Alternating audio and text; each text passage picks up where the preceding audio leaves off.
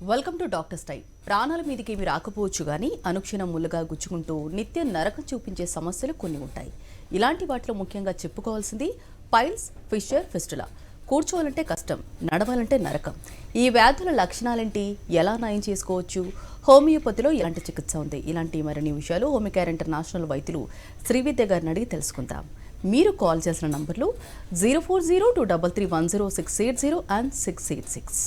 Hello doctor. Hello అండి. ముందుగా చెప్పండి, అసలు పైల్స్ అంటే ఏంటి, రీజన్స్ ఎలా ఉంటాయి వీటికి? మెయిన్గా యానోరెక్టల్ డిసీజెస్లో దీర్ఘకాలికంగా వేధించే సమస్యలు ముఖ్యమైనవి piles, fissures, fistula, abscess. So వీటిల్లో ఎక్కువగా మనము డే టు డే చూసేది ఏంటంటే పైల్స్, వీటిని హెమరాయిడ్స్ అంటారు. సాధారణంగా పైల్స్ అనేవి రావడానికి 3 ముఖ్య కారణాలుగా చెప్పుకోవచ్చు. ఒకటి, వాటిలో ముఖ్యమైనది ఏంటంటే దీర్ఘకాలికంగా ఆహార అలవాట్లు ఎవరికైతే సక్రమంగా ఉండదు, తీసుకునే ఆహారంలో పీచు పదార్థాలు తక్కువగా ఉండడం, మాంస ఉత్పత్తులు ఎక్కువగా తీసుకోవడం, బాడీకి సరిపడినంత వాటర్ తీసుకోకుండా ఉండటం, దీర్ఘకాలికంగా అల్సర్స్ కానీ గ్యాస్ ట్రబుల్తో సఫర్ అయ్యే వాళ్ళలో చాలా సాధారణంగా కనిపించేది పైల్ సమస్య. అండ్ సెకండ్ రీజన్ వచ్చేసరికి వంశపార్యపర్యంగా వచ్చే అవకాశాలు కూడా ఎక్కువగా ఉంటాయి. ఎందుకంటే కొంతమంది ఫ్యామిలీలో జనరేషన్ టుగెదర్ రక్తనాళాలకు సంబంధించిన డిసీజెస్ అనేవి కంటిన్యూగా ఉంటాయి. సో వాటిల్లో ఏంటంటే బ్లడ్ ప్రెషర్ వల్ల రక్తనాళాల్లో ప్రెషర్ ఎక్కువ అవడం వల్ల కాళ్ళల్లో వ్యారికోజ్ వెయిన్స్ స్టార్ట్ అవడం, కానీ ఇదే రకమైన వ్యారికోజ్ వెయిన్స్ మలద్వారం దగ్గర ఏర్పడినట్లయితే వాటిని పైల్స్ అంటారు. అండ్ థర్డ్ రీజన్ వచ్చేసి మనం చేసే వృత్తి కాన్స్టాంట్గా ఒకే పొజిషన్లో కూర్చొని ఉండడం, hours together. And second thing, ఒబేసిటీతో అధిక బరువుతో సఫర్ అయ్యే వాళ్ళలో కూడా ఈ పైల్స్ అనేవి రావడానికి అవకాశాలు ఎక్కువగా ఉంటాయి. ఇవే కాకుండా కొన్ని రకాలైన డిసీజెస్ వల్ల సెకండరీగా కాంప్లికేషన్స్ అనేవి అంటాము. లివర్ పనితీరు సరిగా లేని వాళ్ళలో కానివ్వండి, లేదంటే హైపోథైరాయిడ్ సమస్యతో సఫర్ అయ్యే వాళ్ళలో మలబద్ధకం అనేది కంటిన్యూస్గా సంవత్సరాల తరబడి ఉంటుంది. సో ఈ రకమైన డిజార్డర్స్ ఉండడం వల్ల పైల్స్ అనేవి సాధారణంగా కనిపిస్తుంటాయి. ఇన్ కేస్ అంటే పైల్స్ ఉంటే కనుక, అంటే పైల్స్లో స్టేజెస్ ఏమైనా ఉంటాయా? ఎస్, మెయిన్గా ఈ హెమరాయిడ్స్ అంటాము, వీటిలో 2 రకాలుగా ఉంటాయి. ఒకటి, anatomical structure of the anal region కనుక చూసుకున్నట్లయితే పెక్టినేట్ లైన్ అనే ల్యాండ్ మార్క్ ఉంటుంది. దానికి ఇంటర్నల్గా లోపల కనుక ఉన్నట్లయితే అది బయటికి కనిపించదు, చేతికి మాత్రం తగలదు, only inside of the anal canal మాత్రమే ఉంటుంది. ఓన్లీ అది ఎలా తెలుస్తుంది అంటే మోషన్కి వెళ్ళినప్పుడు కంప్లీట్గా స్టూల్ అంతా పాస్ అయిన తర్వాత డ్రాప్స్ లాగా బ్లడ్ కలర్ పడడం అనేది ఇంటర్నల్ పైల్స్ యొక్క ప్రథమ లక్షణం. వీటిల్లో ఎటువంటి నొప్పి ఉండదు. అండ్ సెకండ్ ఏంటంటే ఎక్స్టర్నల్ పైల్స్, అంటే యానల్ రీజన్లో బయటికి చూడగానే ఎగ్జామిన్ చేసినప్పుడు బొడిపెల మాదిరిగా కనపడతాయి. కొంతమందిలో ఒకటి ఉండొచ్చు, లేదంటే మల్టిపుల్ కౌంట్లో కూడా, అంటే ఎక్కువ సంఖ్యలో కూడా ఉండొచ్చు. సో ఎక్స్టర్నల్ పైల్ వల్ల డిసడ్వాంటేజ్ ఏంటంటే చాలా తీవ్రమైన నొప్పి ఉంటుంది. ఈవెన్ కూర్చున్నప్పుడు ప్రాపర్గా కూర్చోలేకపోవడం, నడవలేకపోవడం.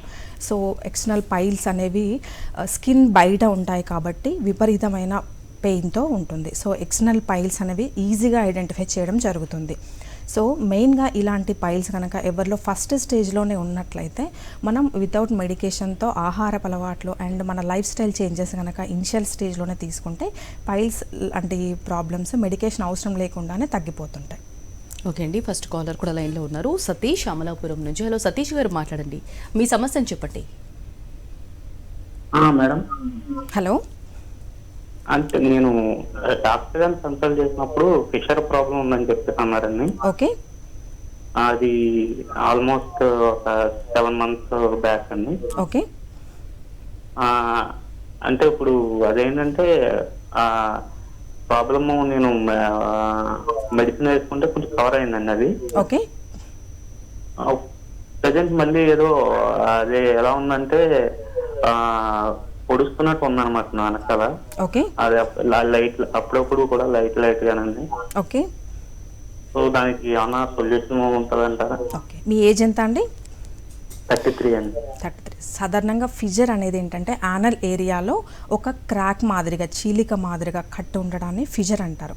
సో ఇది acute fissure and chronic fissure.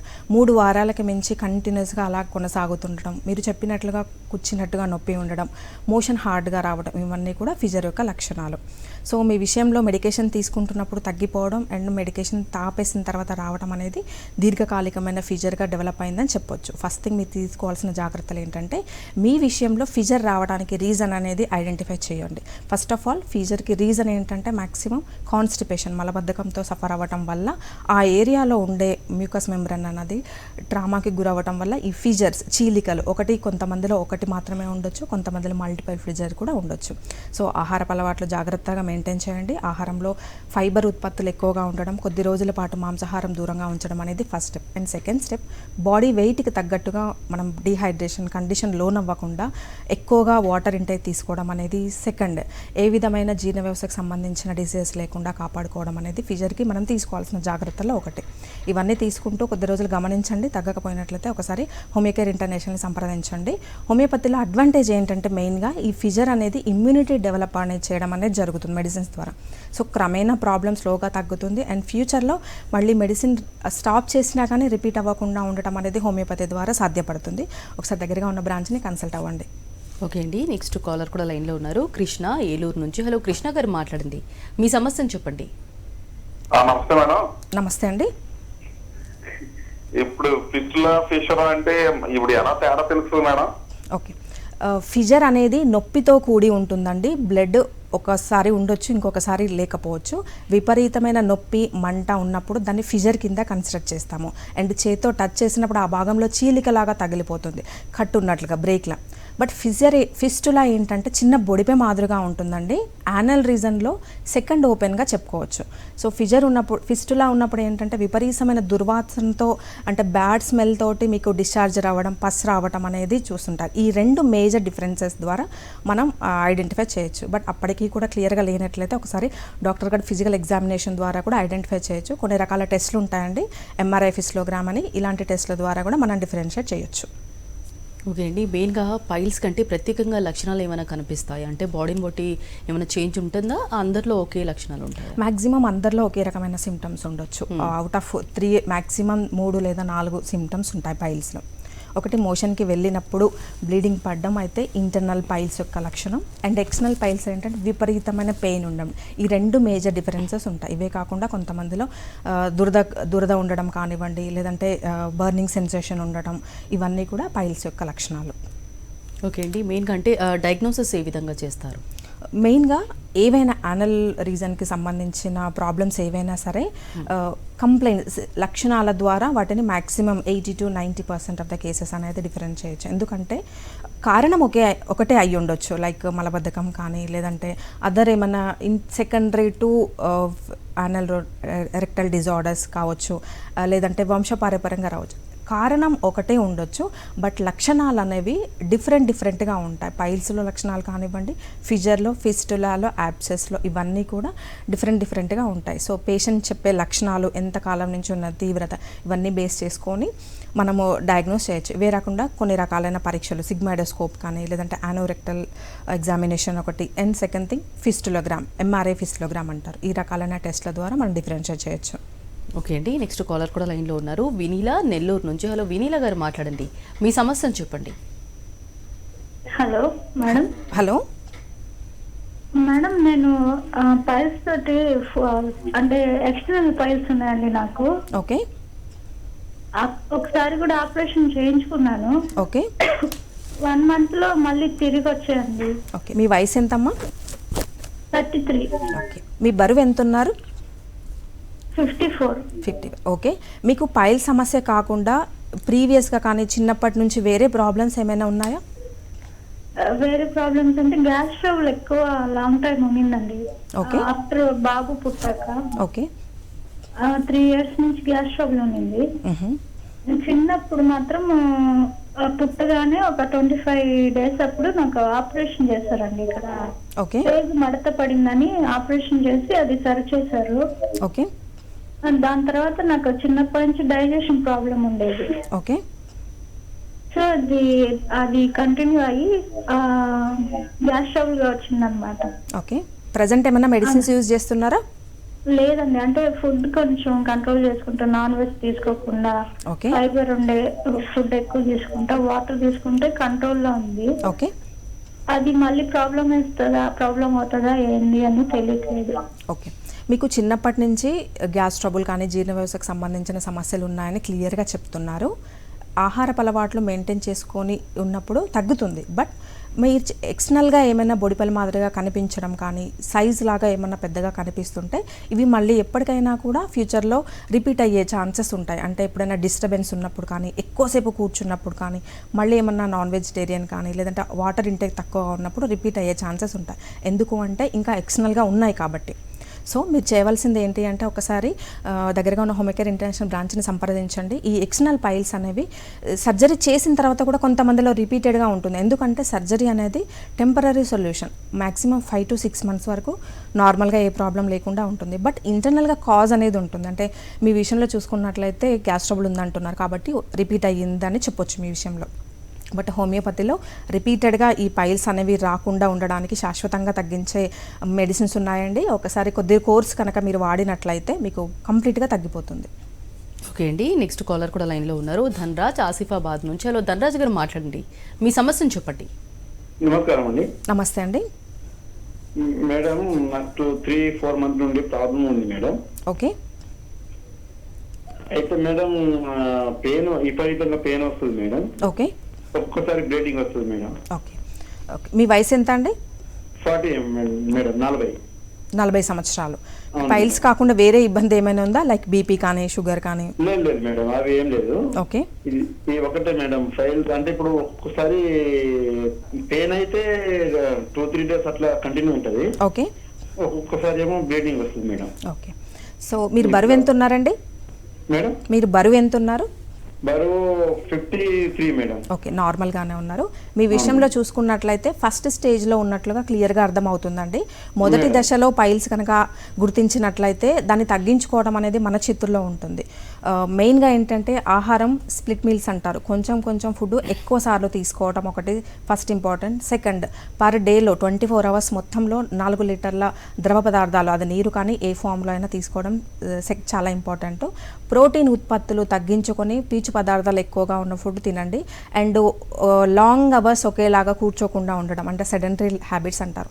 ఈ 4 జాగ్రత్తలు కనుక పాటించినట్లయితే 3 నుంచి 4 నెలల సమయంలో కంప్లీట్గా తగ్గిపోతుంది. సో మరి ఫిషర్ అంటే ఏంటి, వీటికి రీజన్స్ ఎలా ఉంటాయి, అంటే ఎవరిలో ఎక్కువ చూడొచ్చు?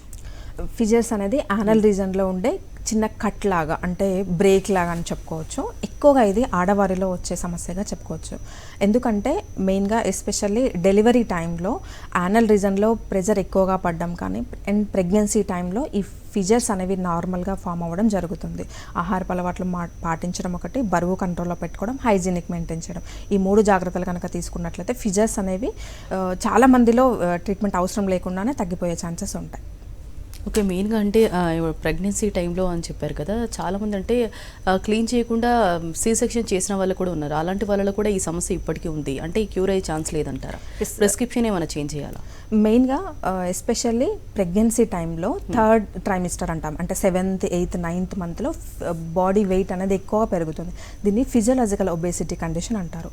ఈ ప్రెగ్నెన్సీ కండిషన్లో సాధారణంగా external piles and second thing fissures, ఇవి 2 కూడా ఏర్పడడం జరుగుతుంది. సో ఆహార జాగ్రత్తలు మెయింటైన్ చేయడం, కొంతమందికి మెడిసిన్ అనేది ఖచ్చితంగా అవసరం పడుతుంది. అండ్ డెలివరీ తర్వాత దానంతట అవి హీల్ అవ్వడం జరుగుతుంది. 80% ఆఫ్ ద కేసెస్లో డెలివరీ టైంలో కానీ అండ్ ప్రెగ్నెన్సీ టైంలో వచ్చినవి వితిన్ డేస్లో తగ్గిపోతుంటాయి.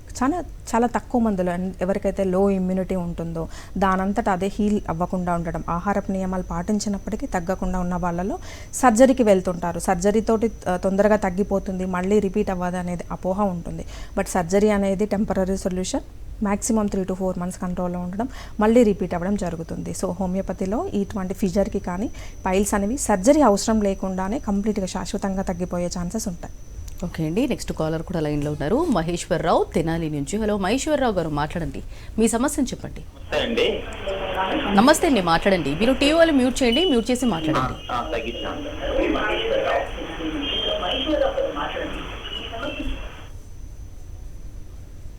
రైట్, కాల్ డిస్కనెక్ట్ అయిపోయిందండి. అంటే మెయిన్గా ఫిషర్ గురించి చెప్పారు, అంటే సిమ్టమ్స్ ఎలా ఉంటాయి?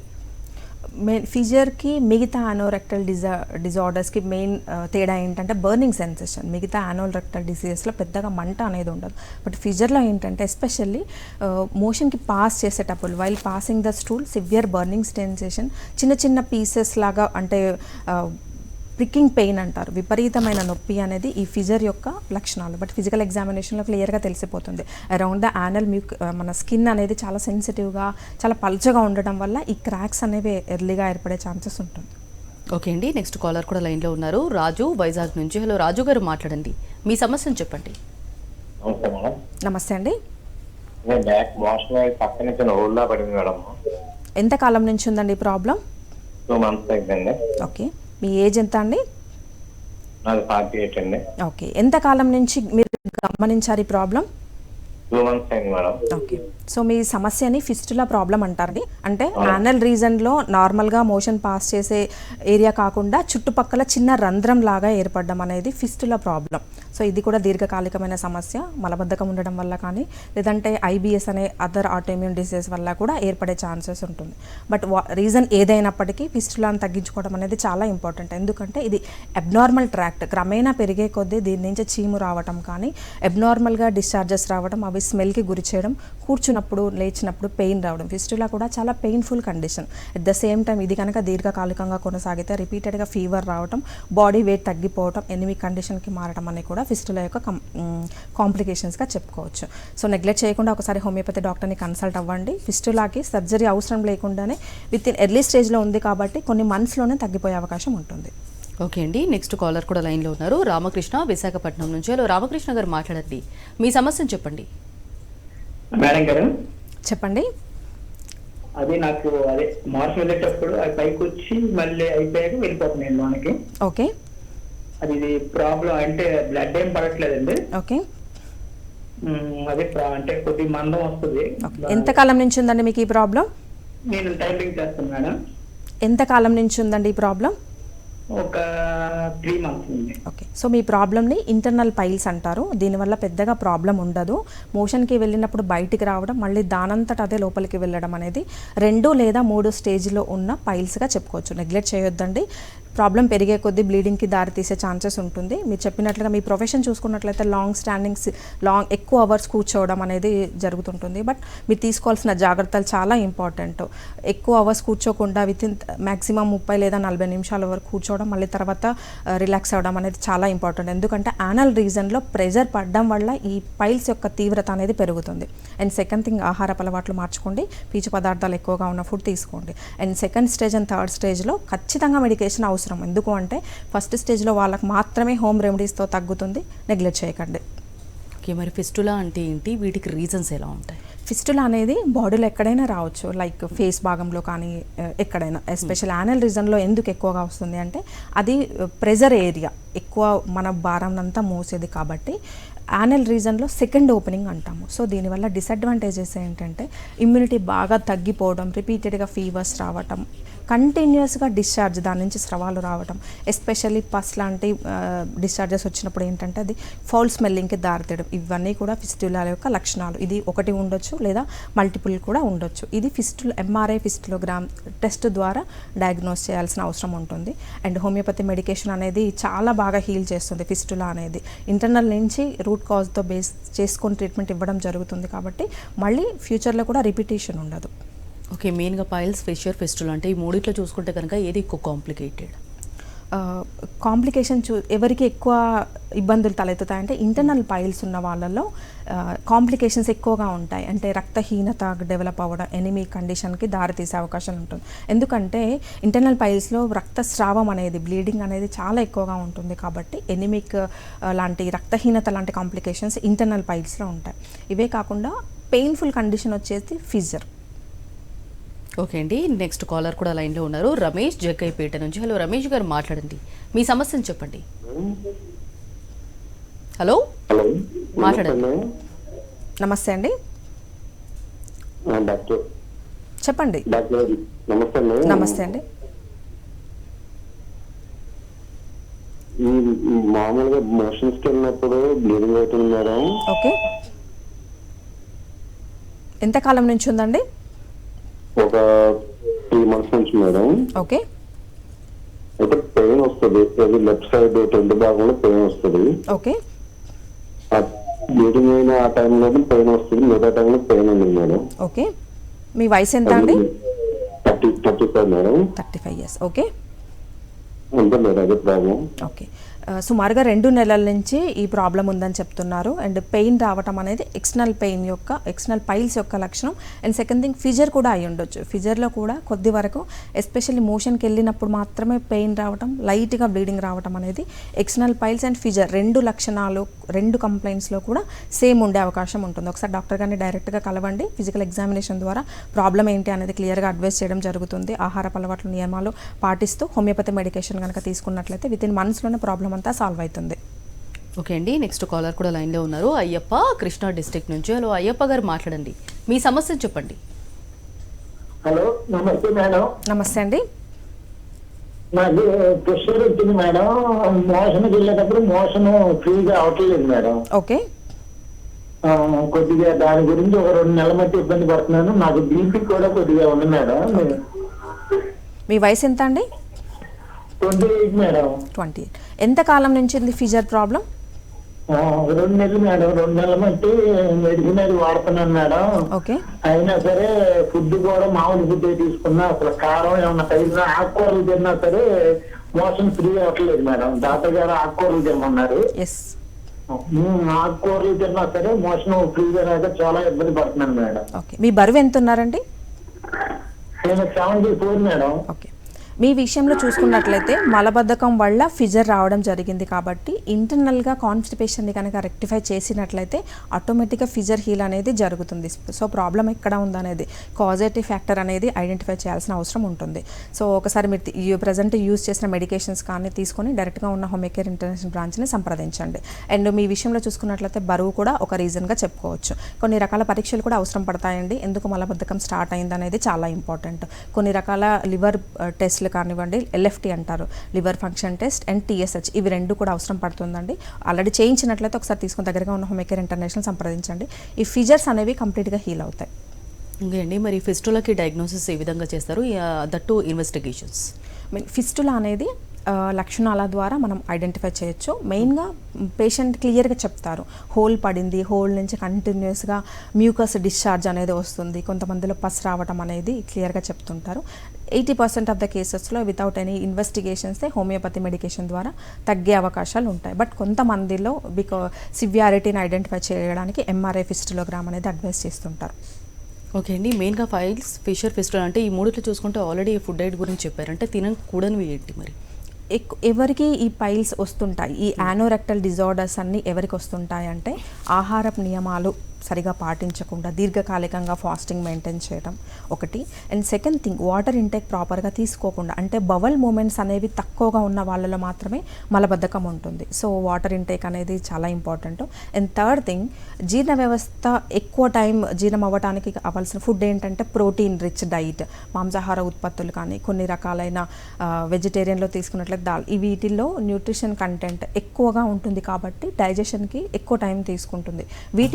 వీటి వల్ల ఫిజర్స్ కానీ and piles, especially external piles అనేవి ట్రీట్మెంట్ ఇచ్చేటప్పుడు ఈ ఆహారపు నియమాలు అనేవి ప్రోటీన్ ఇంటేక్ పదార్థాలు తక్కువగా తీసుకోవడం, ఫైబర్ ఇంటేక్ అంటే ఫైబర్లో ఉండే పీచు పదార్థాలు అనేవి బవెల్ మూమెంట్కి ఫ్రీగా ఉండడానికి హెల్ప్ అవుతుంది. సో ఈ ఆహార నియమాలు అన్నీ క్లియర్గా అందరూ పాటించాలి. అందరూ అంటే యానోరెక్టల్ డిసీజ్ ఏవి ఉన్నప్పటికీ, ఫిస్టులా కావచ్చు, ఫిజర్ కావచ్చు, అండ్ థర్డ్ థింగ్ వచ్చేసి యాబ్సెస్ కానీ సైనస్ లాంటి డిజార్డర్స్ కూడా ఉంటాయి. అవి కొద్ది వరకు రేర్ అని చెప్పవచ్చు. బట్ చాలా ఎక్కువగా ఫ్రీక్వెంట్గా కంప్లైంట్ చేసేది ఏంటంటే హెమరాయిడ్ కంప్లైంట్స్.